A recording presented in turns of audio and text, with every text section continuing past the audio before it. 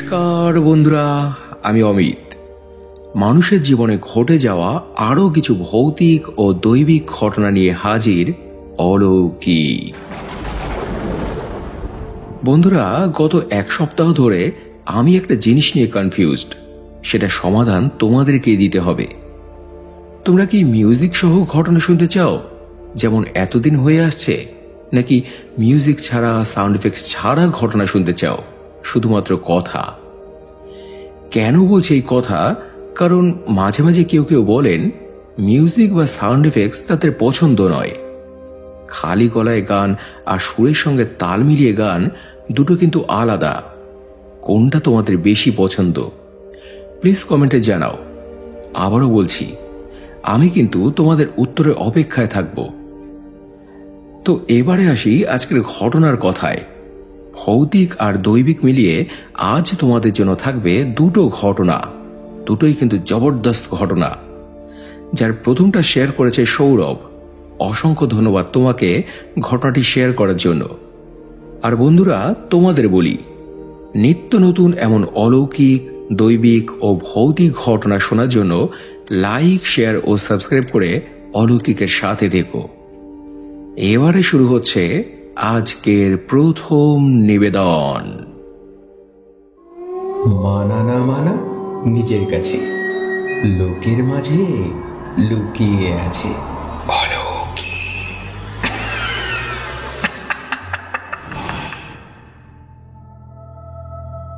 নমস্কার অমিতদা, আমি সৌরভ, আসাম থেকে বলছি। অনেকদিন বাদে আজ আবার তোমাকে একটা ঘটনা পাঠাচ্ছি। আমি সবসময় চেষ্টা করি তোমাকে ঘটনা দেবার, তাই যখন যা পাই তোমাকে পাঠাই। সেদিন যেমন আমি আমার এক দুঃসম্পর্কের দিদা বাড়ি গিয়েছিলাম। ওখানে গিয়ে আমি একটা ঘটনা জানতে পারি, এখন সেটাই তোমাকে বলছি। আমার সেই দিদাবাড়ি যে এলাকায়, সেখানে ছোট বড় অনেক টিলা আছে, মানে একটু উঁচু জায়গা, যেখানে বেশ কিছু জনবসতি রয়েছে। তো আমার সেই দিদাবাড়ি থেকে একটু দূরেই একটা টিলা আছে, সেখানে একটি মেয়ে থাকতো, নাম খুশি। থাকতো এই কারণে বললাম, কারণ এখন ওর বিয়ে হয়ে গেছে। শ্বশুর বাড়িতে স্বামী সন্তান নিয়ে বেশ সুখেই আছে মেয়েটা।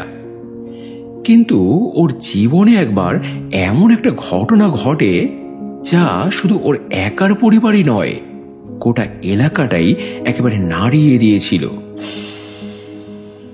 ঘটনাটা যখন ঘটে, মেয়েটার বয়স তখন 13 কি 14 বছর মতো। ওরা যে টিলায় থাকতো, সেখানে একটি শিব মন্দির আছে, পাশেই আবার একটা মা মনসার ঢিবি।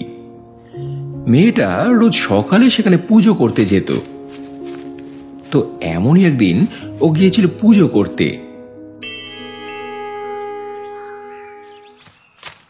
পুজো করে ফেরার সময় হঠাৎ ওর কি মনে হলো, মা মনসার ওই ঢিবির ওখান থেকে একটা পাথর কুড়িয়ে আনে।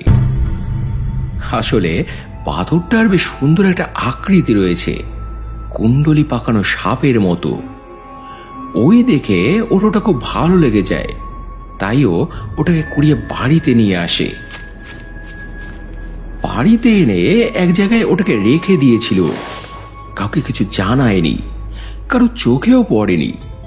কিন্তু ওই দিন রাতেই একটা ব্যাপার ঘটে। মা মনসা ওর বাবাকে স্বপ্ন দেখান, ওঠ, যা বলছি শোন, তোর মেয়ে আমাকে এখানে নিয়ে এসেছে, আমি তোর বাড়িতেই আছি, অভুক্ত তৃষ্ণার্ত, আমায় পুজো দে। আমি এবং দেবী কালিকা এখানে পূজিতা হতে চাই, পুজো দে আমাদের, পুজো দে। কিন্তু ওর বাবা এটাকে নিজেকে স্বপ্ন মনে করে স্বপ্নটাকে কোনো গুরুত্বই দিল না প্রথম দিন। তাই পরে আর একদিন মা মনসা ওর বাবাকে আবারও স্বপ্ন দেখালেন। কি রে, তোকে বললাম না, তোর মেয়ে আমাকে এখানে নিয়ে এসেছে, আমি আছি তোর বাড়ি, অভুক্ত তৃষ্ণার্ত, আমায় পুজো দে, নয়তো তোর সংসার আমি ধ্বংস করে দেব, শেষ করে দেব সব। এবার তো উনি খুব ভয় পেয়ে গেলেন। পরদিন সকালে ঘুম থেকে উঠে মেয়েকে জিজ্ঞেস করলেন, হ্যাঁ রে মা, তুই কি কোথাও থেকে কোনো জিনিস এনেছিস? কি এনেছিস দেখি? মেয়েটা তখন ভয় পেয়ে পাথরটা বের করে বাবাকে দেখালো। তখন উনি সেটা দেখে বুঝতে পারেন যে মা মনসা তাহলে ঠিকই বলেছেন, এটা তো সেই পাথর। প্রথমে উনি চেয়েছিলেন যে পাথরটা যেখান থেকে এনেছিল সেখানে আবার রেখে আসবেন, কিন্তু সবাই তাতে মানা করল। বলল, না না, এটা করা উচিত হবে না। মা তোমার বাড়িতে এসেছে আর তুমি পুজো করার ভয়ে শুধু মুখে তাকে ফিরিয়ে দেবে? তাতে মা কিন্তু অসন্তুষ্ট হবেন। তুমি বরং পুজোই দাও। কিন্তু সমস্যাটা তো ওখানেই, দিন দরিদ্র পরিবার, কোনো রকমে দিন চলে। তার উপর উনি নেশা ভান করেন, সঞ্চয় বলে কিছুই নেই। সেদিন রাতে উনি স্বপ্নে মাকে এই কথা জানালেন, মা, তুমি আমার থেকে পুজো নিতে চাইছো, কিন্তু আমি যে অপারগ মা, তুমি আমাকে ক্ষমা করে দাও। আমি তোমায় পুজো দিতে পারবো না, আমার সেই ক্ষমতা নেই মা। না আছে টাকা পয়সা, না আছে করার লোক। আমায় ক্ষমা করে দাও মা, আমায় ক্ষমা করে দাও। মা তখন ওনাকে বললেন, তোর আমাকে পুজো দেবার ইচ্ছে আছে কিনা তুই শুধু সেটা বল, বাকি সব ব্যবস্থা আমি করে দেব। বল, পুজো দিবি আমাদের? উনি তখন বললেন, হ্যাঁ হ্যাঁ মা, তুমি যদি ব্যবস্থা করে দাও তাহলে নিশ্চয়ই পুজো দেব মা, নিশ্চয়ই পুজো দেব। বেশ, তবে তাই হবে। ওনার সঙ্গে যেদিন মায়ের এসব কথাবার্তা হলো তার ঠিক একদিন পরেই একজন লোক ওনাদের বাড়িতে এসে হাজির। ওনাকে বললেন, উফ, অনেক খুঁজে আপনার বাড়ি পেলাম। আমি একজন মৃৎশিল্পী, ঠাকুর বানাই। শুনলাম আপনারা নাকি মনসাকালীর পুজো করতে চান। উনি তো শুনে অবাক, বললেন, হ্যাঁ, কিন্তু আপনাকে কে বলল? উনি বললেন, গত রাতে মা মনসা আমাকে স্বপ্ন দিয়েছেন, সব বলেছেন আমাকে। আমি প্রতিমা তৈরি করে দেব, দাম লাগবে না, শুধু 11 টাকা মজুরি দিয়েন, তাতেই হবে। হলো, একটা সমস্যার সমাধান হলো। কিন্তু পুজো করতে তো শুধু প্রতিমাই নয়, অনেক কিছু লাগে। সেই সবের কি হবে? তারও সব একে একে সমাধান হয়ে গেল। যিনি পুরোহিত মশাই, তিনিও স্বপ্নাদেশ পেলেন মায়ের। মাত্র 1 টাকা প্রণামী নিয়ে পুরো পুজোটা উনিই করে দেবেন। এবার এলো উপকরণের বিষয়। ফল, ফুল, দশকর্মা, কম তো জিনিস লাগে না পুজোয়, কয়েক হাজার টাকার ব্যাপার। সেগুলো কি করে জোগাড় হবে? কিন্তু দেখা গেল তারও সমাধান বেরিয়ে এলো। এলাকাবাসীরা এরপর সবাই এগিয়ে এলেন। কেউ ফুলমালার দায়িত্ব নিলেন, কেউ ফল ফলাদির দায়িত্ব নিলেন, কেউ বা দশকর্মার বাজার করে দিলেন। এভাবে একে একে সবকিছু জোগাড় যন্ত্র হয়ে গেল। পঞ্জিকা দেখে দিনক্ষণও ঠিক হলো, বাড়ির উঠোনে প্যান্ডেল হলো, বাজারপত্র সব রেডি। এমন সময় মা মনসা ওনাকে আবারও স্বপ্ন দেখালেন। বললেন, ইচ্ছে থাকলে উপায় হয়, অর্থের অভাবে কখনো পুজো আটকায় না। যার জিনিস তিনিই জোগাড় করে নেন। তাই শোন, সবই যখন জোগাড় হলো আর একটা জিনিস মাত্র বাকি, ও পাড়ার ঘোষ বাড়িতে গিয়ে আমার নাম করে 2টো পাঠা নিয়ে আয়। আমার জন্য সাদা পাঠা আর মায়ের জন্য কালো পাঠা নিয়ে আয়। চিন্তা করিস না, আমি তাকেও বলে দেব, সেও ন্যায্য দামে তোকে দিয়ে দেবে। যা। সত্যি সত্যি তাই হলো। ভদ্রলোকের কাছে গিয়ে মায়ের নাম করতেই 2টো পাঠা তিনি বের করে দিলেন। বললেন, হ্যাঁ হ্যাঁ, মা আমাকে বলেছেন, ভয় দেখিয়েছেন যে যদি না আমি ন্যায্য দামে পাঠা দিই, উনি উনি নাকি সাপের দল পাঠিয়ে সব ছাড়খাড় করে দেবেন। যান যান যান, পুজোতে নিয়ে যান। তো এরপরে মায়ের পুজো হলো, মা মনসার সঙ্গে মা কালীর। আর মা কালী যেখানে, মহাদেবও তো সেখানেই। লোকজন পুজো দিল, আনন্দ করলো, বলি হলো, প্রসাদ বিতরণ হলো। মোটের উপর নির্বিঘ্নেই পুরো পুজোটা সম্পন্ন হলো। কিন্তু ঘটনাটা এখানে শেষ হলো না। আবারও একটা চমৎকার ঘটলো ঠাকুর বিসর্জন দেবার পর। যে পুকুরে ঠাকুর বিসর্জন করা হয়েছিল, পুকুরটা ছিল একদম পরিষ্কার, একটা কচুরিপানা পর্যন্ত ছিল না তাতে। কিন্তু যেদিন ঠাকুর বিসর্জন হলো, তার ঠিক দিন দুয়েক পর পুকুরের ঠিক মাঝখানে একটা পদ্ম ফুল ফুটল। স্বাভাবিক পদ্ম যেমন হয় তেমনটা নয়, আকারে বেশ বড় আর অনেক পাপড়ি বিশিষ্ট।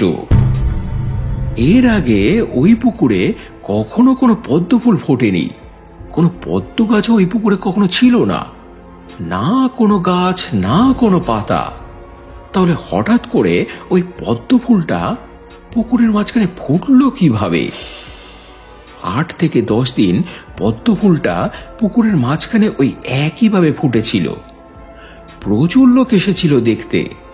কেউ কেউ ধূপ দীপ জ্বালিয়েছে, আরতি করেছে, মনস্কামনা জানিয়েছে। আর আশ্চর্যের বিষয়, তাদের প্রত্যেকেরই মনস্কামনা নাকি পূরণ হয়েছে। এই যুগে দাঁড়িয়েও এমন ঘটনা যে ঘটে, অনেকেই হয়তো বিশ্বাস করবে না। কিন্তু যাদের চোখের সামনে এগুলি ঘটেছে, যেমন আমার দিদা, তারাও অস্বীকার করবেন কিভাবে? তো এই ছিল বন্ধুরা আজকের প্রথম ঘটনা। দারুণ চমৎকার কিন্তু ঘটনাটা। তো এবারে চলে যাব আজকের দ্বিতীয় ঘটনায়। এটা শেয়ার করেছে আমার এক বন্ধু রায়ান। অসংখ্য ধন্যবাদ তোমাকে রায়ান, ঘটনাটি শেয়ার করার জন্য। তবে ঘটনায় যাওয়ার আগে বলি, বন্ধুরা তোমরাও যদি এমন ঘটনা এখানে শেয়ার করতে চাও, তাহলে ডেসক্রিপশনে দেওয়া এই নম্বরে আমাকে হোয়াটসঅ্যাপ করতে পারো। যদি লিখতে পারো তো লিখে, নাহলে ভয়েস মেসেজ করে বলতে পারো। এবারে শুরু হচ্ছে আজকের দ্বিতীয় নিবেদন। অমিত, আমি রায়ান। আজ তোমাকে আবার একটা ঘটনা বলছি। যদিও ঘটনাটা ভৌতিক, তবুও বেশ মজার। শুনে দেখো, তারপর যা হয় করো।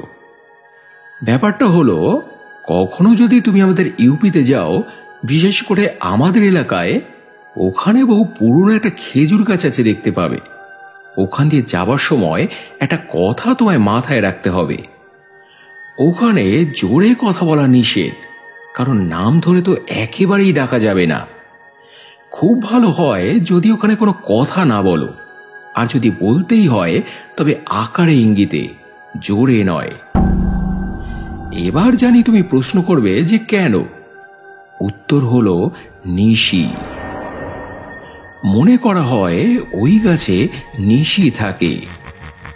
ওখান দিয়ে যাবার সময় যদি জোরে কথা বলো বা কারণ নাম ধরে ডাকো, আর সেটা যদি ওই নিশি শুনতে পায়, তাহলে ওই নাম ধরে ওই গলাতেই রাতের বেলায় সে তাকে ডাকবে। সে ঘুমের ঘরে মনে করবে যে তুমি তাকে ডাকছো, আর যদি সে সাড়া দিয়ে ফেলে, তাহলে আর তার রক্ষে নেই। নিশি তাকে বাড়ি থেকে বের করে নিয়ে যাবে, নিয়ে গিয়ে হয় তাকে মেরে ফেলবে, নয়তো উন্মাদ করে দেবে। এমন ঘটনা ঘটেছে বেশ কয়েকবার। যেমন একবার আমাদের সঙ্গেই হয়েছিল। আমি তখন বেশ ছোট। বন্ধুরা মিলে রোজ যেমন স্নান করতে যাই, তেমনই গিয়েছিলাম। কিন্তু স্নান করে ফেরার সময় একটা ভুল হয়ে যায়।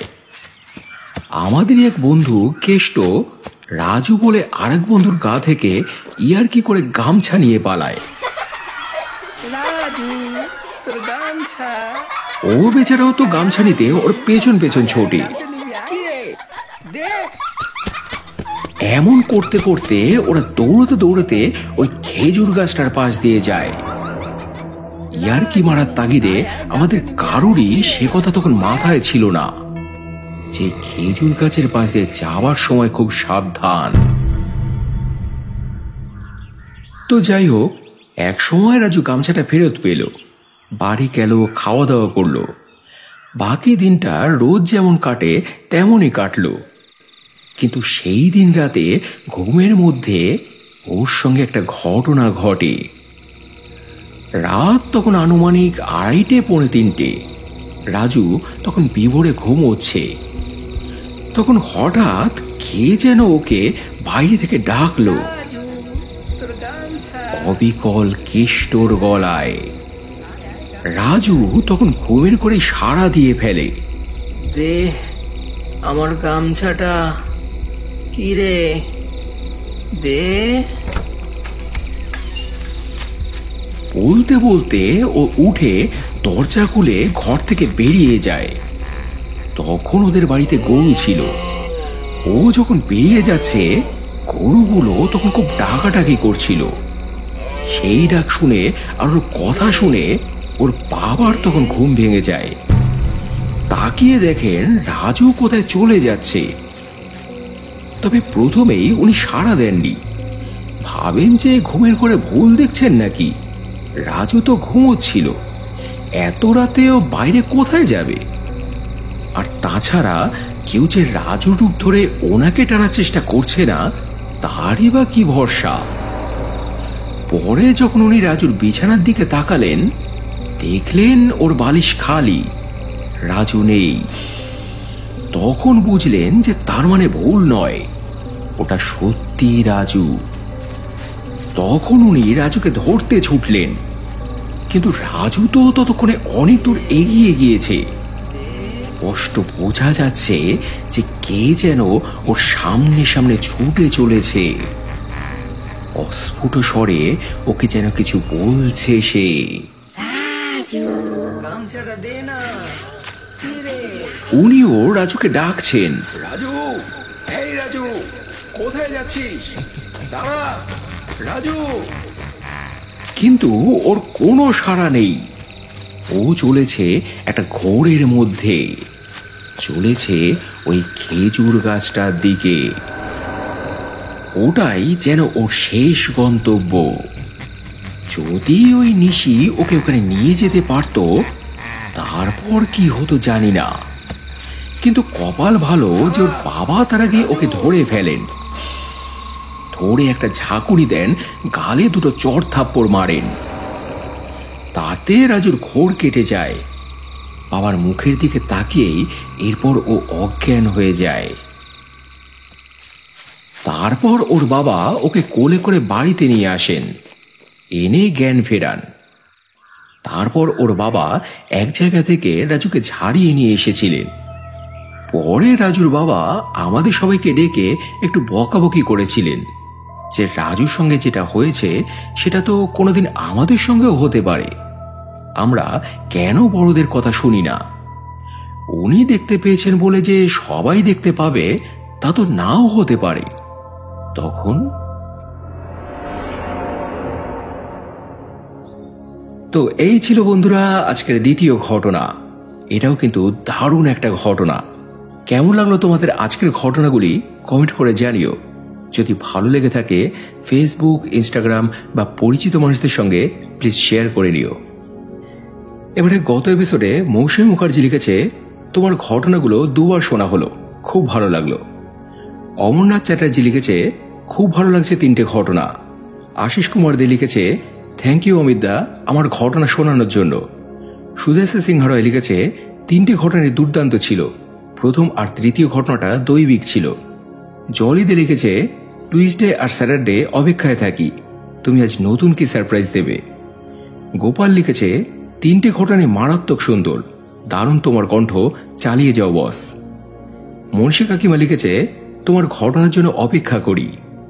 এছাড়াও আরো কমেন্ট করেছো গীতাদি, সৌরভ রয়, মায়াদি, অমিতা জেঠিমা, কৃষ্ণা হালদার, মিঠুন পাল, সানি আহমেদ, অক্ষয় অধিকারী, রিয়া সরকার, অজন্তা হরে, পূজা দাস, রূপসী গাঙ্গুলি, রনিত, শ্রীমতী বারৈ, দামিনী পাল, শ্রেয়সী সামন্ত, অচিন্ত ভট্টাচার্য, এমডি মঞ্জু, রান্না, বর্ষা চ্যাটার্জি, বৈশালী সহ অসংখ্য অসংখ্য প্রিয় বন্ধুরা, তোমাদের প্রত্যেককেই অসংখ্য অসংখ্য ধন্যবাদ আর বুক ভরা ভালোবাসা জানিয়ে আজকের এপিসোড এখানে শেষ করছি বন্ধুরা।